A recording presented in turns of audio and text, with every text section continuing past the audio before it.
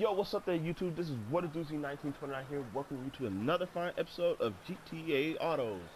In the last episode, we talked about the classic Declasse Voodoo, a classic car that everyone loves now. I love the car. It's been touching everybody's hearts ever since Grand Theft Auto Vice City. It's an amazing classic car. Excuse me, I'm having a little cold. Today I decided that I'm going to do something different, so I took the scenic route. I know it's raining. I hate it when it rains during my videos. So I'm over here out in the countryside by Fort Zancudo at this 24/7 gas station. Today we'll be talking about an interesting little car. This car is very interesting. It's very weird, and it basically patrioticized the 70s. And that is this little interesting little beauty right here, the Declasse Rhapsody. The Rhapsody is, at first glance, you get ugh or yuck, meh. The car just looks so funny looking, and like I said, it's based off the most iconic 70s car in the world, and that is the American Motor Company Pacer. The American Motor Company Pacer, or AMC for short, was introduced in 1975 and ceased production in 1980. The AMC Pacer on paper was a thing of the past. It was state of the art. It was interesting, awesome. The car that was going to be no car on the street, no different from any car on the street. It was going to be an awesome little car that will basically be the car that everyone would want. But in reality, that car basically did not come. Matter of fact, the AMC Pacer is dubbed the worst car in American history. The person who designed this car probably thought in theory and on paper, like I said, it was going to be an awesome car. But sadly, the Pacer did not do as well as he thought it would. The car basically had a barrage of problems, options that nobody basically wanted. See, the Pacer was basically produced from 1975 to 1980. What's special about those years is America was going through a huge gas crisis. So people wanted smaller cars. They wanted a subcompact car that will go easy on gas. And the Pacer on paper basically fit the description. But it did not meet those requirements due to the fact that the AMC Pacer was the biggest subcompact on the market. Matter of fact, the AMC Pacer still holds the records for being the biggest subcompact in the world. The car had a barrage of engine configurations, and I'm so amazed to see these engine configurations in these types of ways, because this car is supposed to be a subcompact. And when you think of subcompact, you think of, in the 70s, of course, you would think, oh, maybe a 6-cylinder, a small 6-cylinder, or maybe a 4-cylinder. Well, the Pacer had some 6-cylinders, but these were some large 6-cylinders. So the base model came with a 232 cubic inch, 3.8 liter i6. The second package came with a 258 cubic inch, 4.6 liter i6, and only in Mexico, it was only offered in Mexico, a 282 cubic inch 4.6 liter i6, and for the estate model, which is of course the station wagon, came with a 304 cubic inch 5 liter V8. Now, to most people, you think, I don't know what this guy's talking about, but I'll give you a little brief of what this means. The more liters you have in an engine, the bigger it is. So a 5.0 liter V8 is very big. It's very big. In today's standards, a 5 liter V8 rarely comes in a lot of cars today. You usually see a 5-liter V8 in Suburbans or Escalades or Expeditions. You don't see them in small subcompacts like this car. So generally, that basically failed as being a good gas saver car. Generally, this car basically was supposed to do well on gas, but most of the big American cars like Cadillac and Lincolns and Chryslers, they had way better gas mileage than the Pacer did. And the Pacer was supposed to help people save money on gas. So ultimately it failed on that part. The second situation with the Pacer was, look at this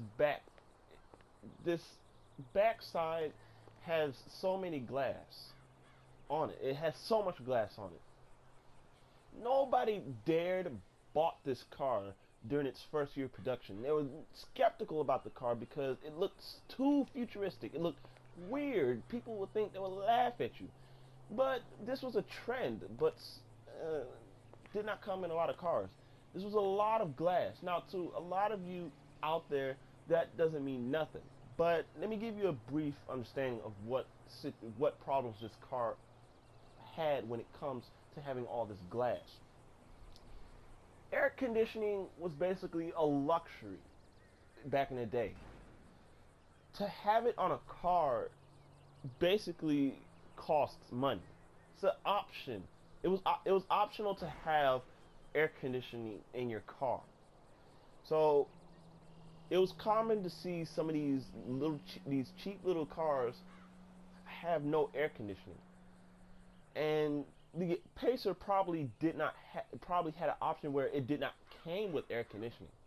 So what that problem means is for the people who did not have the optional air conditioning, well, with all this glass in the back, in hot summer weathers, this created a lot of heat on the inside.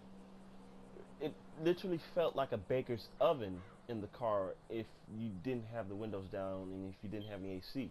So that problem basically was very major because it got hot. It really did get hot during the 70s and the 80s. It gets hot, especially down here in Texas if you had one and had no AC. It gets hot in Texas. Geez, it's almost the summer months and it's still hot. So that was one problem with the AMC Pacer. Another problem with the AMC Pacer was the dashboard. Now, I bet you're thinking, the dashboard, what was wrong with the dashboard? Well, let's go inside. This is just different. But dashboard of the Pacer basically had everything that you will, every simple thing that you will have. It had a fuel gauge, the temperature gauge. No, it didn't have a temperature gauge. It had a fuel gauge, your speedometers. It had everything that you would need. But the Pacer did not have a temperature gauge. It did not have a battery level gauge, and it did not have an oil pressure gauge. Now, those are the three major things that every car needs to have. See, I don't care what nobody says. You need your oil pressure gauge, especially your oil pressure gauge and your temperature gauge. Those are your two major things that you need in your car. If you don't know how hot your car gets, that is literally a death sentence. That's literally writing off your death will right there for the car, because you would literally destroy the engine of the car if you don't know how hot this thing gets. And to be honest with you, most of these cars did overheat, and the engines ultimately did get totaled on these cars. Oil pressure gauges. That to me is the most important thing that is on your car. You always have to look at your oil pressure gauge. Don't listen to anybody who says, "Oh, you don't need to go your oil pressure." No, fuck that. You need your oil pressure gauge. Your oil pressure gauge determines how much pressure of oil is going in your engine. If you don't know what's going on, if it's too high, you have the potential of blowing up the engine of your car and ultimately killing yourself probably. I'm serious. Not having an oil pressure gauge in your car and then having the car ultimately blow up on you is a serious situation. So that was one thing the Pacer failed to have. With all these situations of the Pacer, it ultimately failed in 1980. They ultimately pulled the plug on the Pacer and replaced the Pacer with the AMC Eagle, which was the subcompact, smaller variation. It was a smaller subcompact. It was a luxury subcompact that basically did well. The Eagle did very well in the 80s. It was a successful car model, and the Pacer just went off into obscurity as the worst car in America, because people still argue that the AMC Pacer was the car that ultimately bankrupted AMC. So basically, the Pacer just wasn't a very good car in reality. On paper, yeah, but in reality, no, just no. There, ultimately, there's supposed to be 300,000 of the Pacers still around, so there's no telling how much all of them still are on the road or drive worthy. Most of them probably got crushed. But talking about the Pacer just really brings me back bad memories, because I remember being inside when it got so hot I almost passed out. It didn't have no AC. So the Rhapsody. Rhapsody is a car I just don't. It's interesting. It's an interesting little car. It's not very fast. It has a small little 6-cylinder engine. It gets the job done. This car is just mostly just for driving around and cruising. Customizations, they all right. I like the customizations. Turn this thing into a nice little hot rod, but it still doesn't go very fast. 0 to 60 is ultimately slow. It's around 5 seconds, but on GTA standards, that's very slow. But the styling of the car, it's, they're on one person's opinion. I like it. To some people, it's really ugly. This car can really get up and go in some situations, but like I said, it doesn't go very fast. So the pricing on this car is $140,000. Rockstar needs to really get their game up when it comes to these prices, because this car is not basically worth $140,000. It's a stupid pricing that Rockstar put on here. All the cars that were introduced in the I'm Not Hipster update were generally overpriced. All of these cars that were on there were overpriced, and Rhapsody was no exception. So I'm gonna stop right here because I have nothing else to talk about the Rhapsody, because it's just not my favorite kind of car. It really isn't. It's a cool car to have, but it's not my favorite. I don't like it generally. So basically, should you own this car? No, not really. It's not worth buying. I mean, but if you have that kind of money, sure you can. But no, just don't buy it. Don't buy it if you're new to this. If you ain't got that kind of money, don't do it. Performance, it's slow, but relatively a little bit over average. It's pretty quick on its feet sometimes. Like I said, the pricing, it's a stupid pricing. So yeah. The Class A Rhapsody, any person's guess. If you want to get it, get it. This is One of Doozy 1929 here, signing off with the Rhapsody. Please leave a comment of what car you want me to talk about. I'll be happy to freaking talk about the car that you want me to talk about. If you're the first one on there, no, you know what, matter of fact, I'm just going to do eeny, meeny, miny, mo. Just do all that. Just to be honest with you, I'm sorry, people, but that's how it's going to be, because I'm going to have multiple people saying, do this, do this, do this car, do this car. But that's how it's going to be, guys. Anyway, I'll see you guys in the next episode.